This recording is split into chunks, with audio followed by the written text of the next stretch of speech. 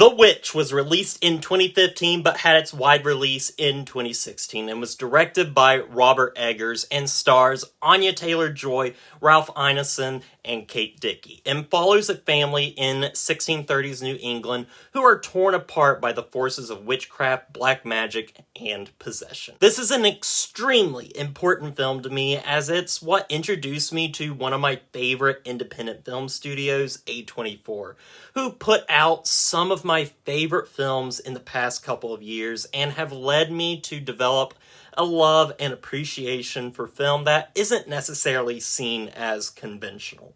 I can still remember when my best friend and I went to see this film in a dark theater and being completely engrossed by not only the story and the horror on display, but the performances as well. And this quickly became one of my favorites of 2016, and I would go so far as to say this is my favorite film of that year. It's a film that has stuck with me all this time. It's a film I constantly think about, and I've only actually seen this movie a total of 4 times, and I wish I could watch it more than I do, but I simply can't. This is not only one of my favorite films of all time, but it is one of the scariest films I have ever seen, with an oppressive atmosphere, loud and bombastic score that keeps you on edge, and horror that's more focused on making you uneasy than throwing something right on the screen for you to be scared by.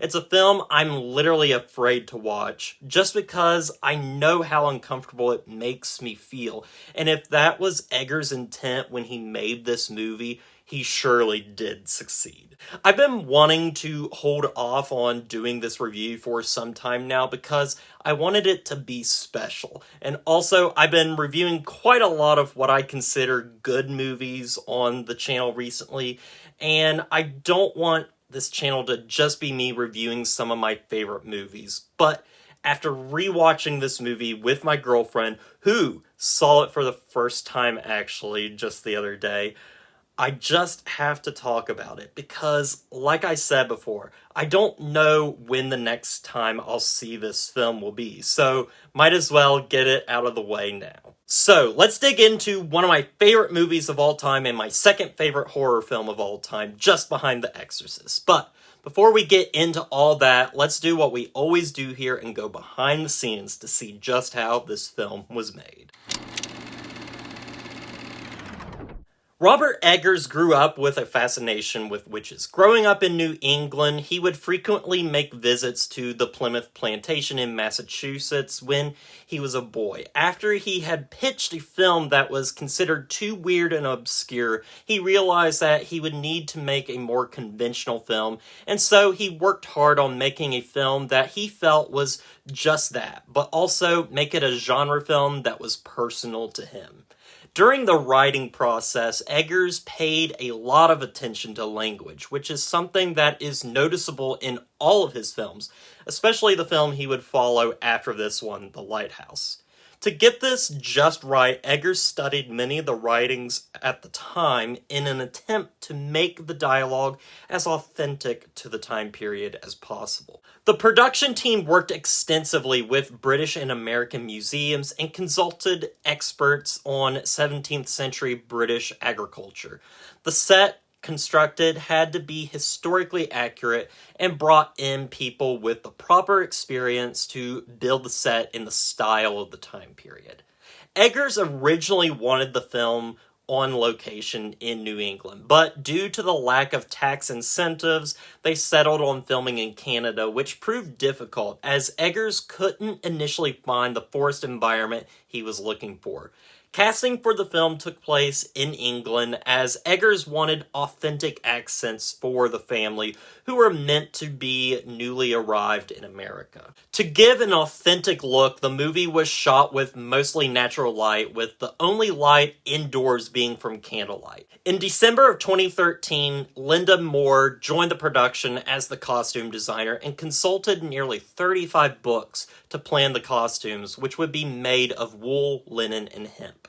Interestingly, a troupe of Bateau dancers would be hired to play the coven of witches seen at the end of the film, and they ended up creating their own choreography. Music for the film was written by Mark Corvin, who wanted a tense and dissonant sound while also being minimalistic. Eggers did not want any kind of traditional harmony or melody in the score, which is how we have the dissonant sound we now have in the finished film. The movie had its world premiere on January 27th, 2015 at the Sundance Film Festival and was screened on September 18th, 2015 in the special presentations section of the Toronto International Film Festival. A24 eventually acquired the film's distribution rights, and as the film began to receive positive reactions during the advanced screenings, the studio decided to give it a wide release on February 19th, 2016. The film would go on to gross $40.4 million at the worldwide box office on a budget of $4 million. The film was released to universal acclaim by critics, praising the film's atmosphere and performances, while audiences were much more mixed, with CinemaScore awarding the film a C- due to the film's pacing and what they called a lack of actual horror. Then you have horror icons themselves, such as Stephen King calling it one of the best horror films ever made, and a film that truly terrified him. Wherever you stand on your opinion of The Witch, there's no doubt it had a profound effect on everyone who saw it, whether those sentiments were positive or negative. And this is just me. I have a few friends out there that did not like this movie. I respect their opinions, but in the end, I still can't understand why this film seems to be disliked by the general movie community.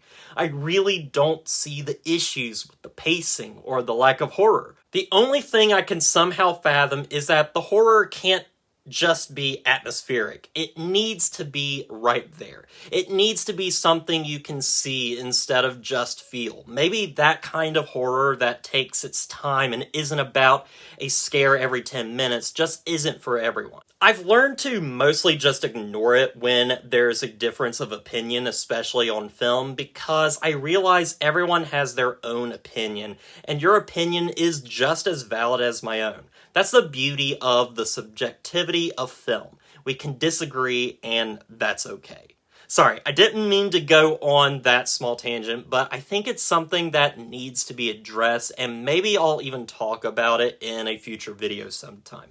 All I want to say is I'm probably not going to sway my friends and others that don't like this movie to think any differently than they already do about the film. But perhaps my thoughts can at least show you why I personally love this film. Anyway, let's get into those thoughts right now. These are my thoughts on The Witch. The Witch is one of those movies that has stuck with me ever since I saw it in theaters, and every time I have rewatched it, I always think, maybe it's not as good as I remember it being. And then I see the film, and I'm proven wrong again and again. I love this movie, and I always come away with a new appreciation for it. There's always something new I pay attention to or didn't notice during my previous viewings, and for me at least, that's always the sign of a good film, when you can watch it and get a fresh new experience with every viewing. And this experience was no different. As someone that wants to one day make films, I'm inspired by so many different movies. Films that are fan favorites and considered the best of the best, but I also love the smaller personal films where the filmmaker is literally making it by the skin of their teeth, and this is that kind of film for me. The Witch, to me, is not only a masterpiece in horror, but a masterpiece in general. And I wish it was talked about more in the wider film community. There's a lot I want to talk about with this film, so first off, let's talk about the things that, to me, make this one of the scariest films I've ever seen. For one, the atmosphere. Right from the very start, we are greeted with one of the most unpleasant atmospheres I've seen in a film. This movie is cold, and there's always a sense of dread, which is illustrated through the soundtrack, which is loud, screeching, and disorienting. I mentioned in my behind the scenes section that Eggers refused a more melodic score for dissonance, and I think this film does that well. The music in this film is not pretty. It's oppressive and heavy, and it gives this unnerving feeling that just never leaves. Things feel wrong right from the start, and they never get much better. Also, the chanting and wailing of the witchy vocals in the film's soundtrack are absolutely perfect. In fact, I think the film's soundtrack is actually its most effective in both the beginning and the ending of this film. I also love the use of symbols. Eggers uses throughout the film to convey the horror, such as using animals, such as a rabbit, which are often seen as a symbol of dark deeds. I love how the camera will sometimes just hold on this rabbit that's seen throughout the film. It holds on it so long that it just ends up becoming unsettling after a while, and you want them to just move on to something else. And then there's obviously the star of the whole film, Black Phillip, the family goat, which is obviously the biggest bit of obvious symbolism in the whole film, as the head of a goat is often seen in satanic worshipping. There's some really creepy scenes where the goat will just buck its horns, and it feels like a legitimate threat to the family. There's also a horrific scene at the very start of the film where our lead, Thomason, is playing with the baby brother, and he literally disappears right before her eyes. And that just taps into this fear I think everyone has of your loved ones just disappearing in the blink of an eye, being kidnapped, and you not knowing if you'll ever see them again. That scene is followed by one of the grossest scenes I think I've ever seen put to film. Thankfully, the lighting obscures most of the finer details as this witch sacrifices the baby and rubs his blood all over her. You can see it happening right before your eyes, but it obscures it just enough to where it still leaves your mind to wander, and I think makes it even more frightening. Other great scenes involve the younger brother, Caleb, wandering through the woods and stumbling upon a very seductive-looking witch. She's clearly feeding on his own temptations, as earlier in the film he had begun looking at his own sister in such a way that it implied he had some form of sexual feelings, which, seeing as they are out in the middle of nowhere, it makes sense. But there's a lot more with Caleb later on when he becomes possessed by the devil himself and begins saying these very haunting words that feel so odd coming out of a child's mouth. I've heard a lot of people complain about Harvey Scrimshaw's performance as Caleb being wooden, and I just don't see it. And his performance in this scene is a strange mix of unnerving and kind of funny.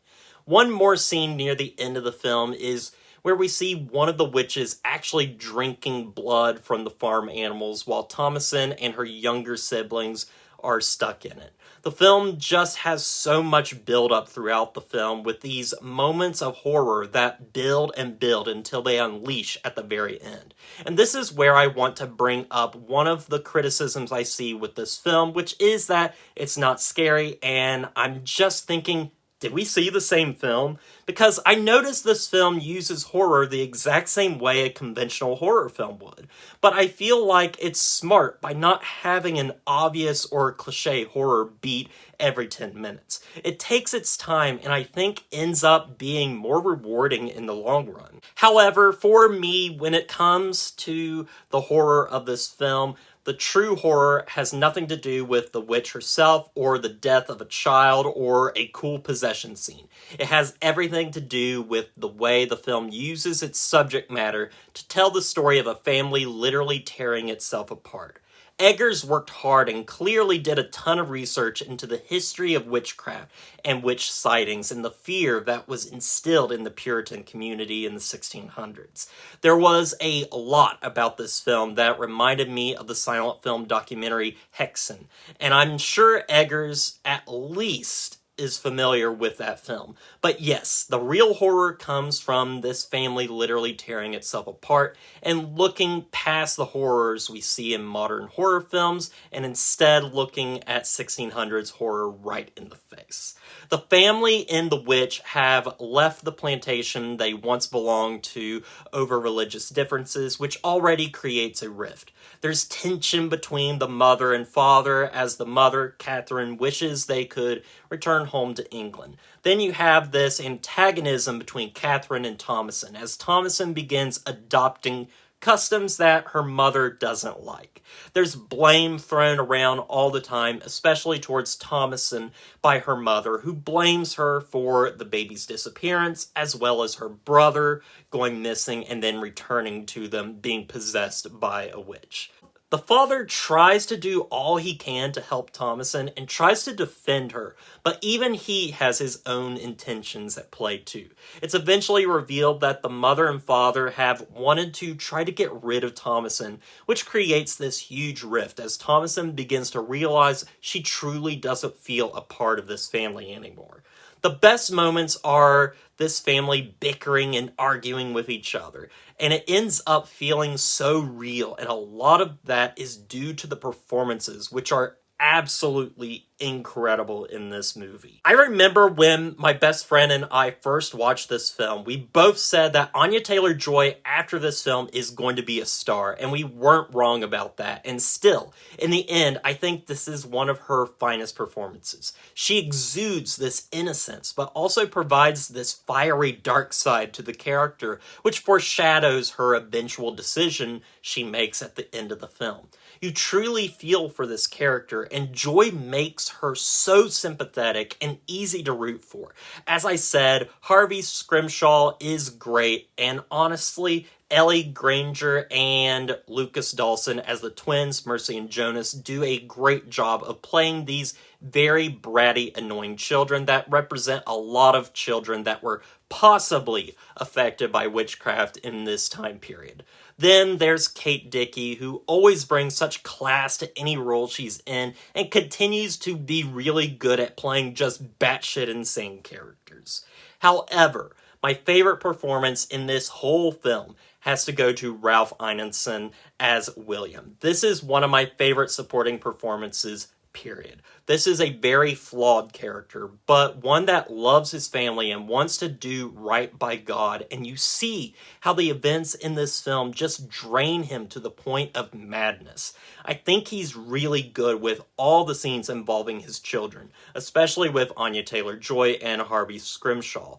But the best scene has to be where he walks out into the night and literally pleads to God to save his children from what he believes he brought upon them. It's a truly powerful scene.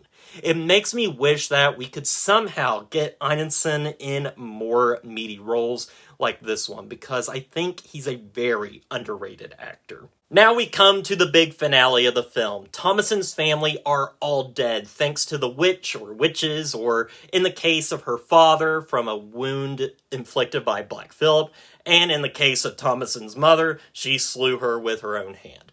At this point, we already know that Black Phillip has been the devil this whole time, and Thomasin finally confronts him, and we get this really cool scene where the devil speaks to Thomasin, offering her a life of luxury if only she would write her name in his book. My favorite moment in this is when we see the goat hooves morph into human feet, and the devil stands behind Thomasin, speaking to her. You can barely see him, and it's just a truly eerie feeling. Then we see Thomasin leave her old life behind as she joins in with a coven of witches and finally feels accepted into a new family. There's a lot of great meaty themes in The Witch. It deals with the fear of witches, yes, but it also is a film about acceptance and ends up being a coming-of-age story for Thomasin. There's one other thing I want to mention, and then we'll wrap it up here. but I love the use of language in this film. Eggers tried to get as close to the original dialect for the film as he possibly could, and everyone ends up speaking in this very fancy older English that's more akin to something like the King James Bible, and I've seen a lot of people complain they couldn't really understand what characters were saying, and I'm not sure if that has to do with the actual dialogue or the accents. I'm going to say it's probably both, but honestly, I never had a problem with it. I think the dialogue is sound and really easy to follow. You might not understand the meaning of every word, but a lot of it is very easy to infer. Anyway, what else is there to say? I love this film. It's not only a great horror film, but a really great drama about a family tearing itself apart due to their own religious fears. It's incredible and has held up so well since I first watched it in 2016. It's one of my favorite horror films and one of my favorite movies of all time, and is a film that truly sticks with me, even if it does slightly disturb me as well. So, with all that said, I'm gonna give The Witch a 10 out of 10. If you have not seen The Witch, I definitely recommend it, but I think you need to be willing to watch a film that's not about showing scary things on the screen and is more about setting a mood and giving glimpses of horror rather than just throwing it all in your face. And I think it's better for it using that approach. But anyway, as always, don't forget to like, comment, and subscribe to the channel, and stay positive.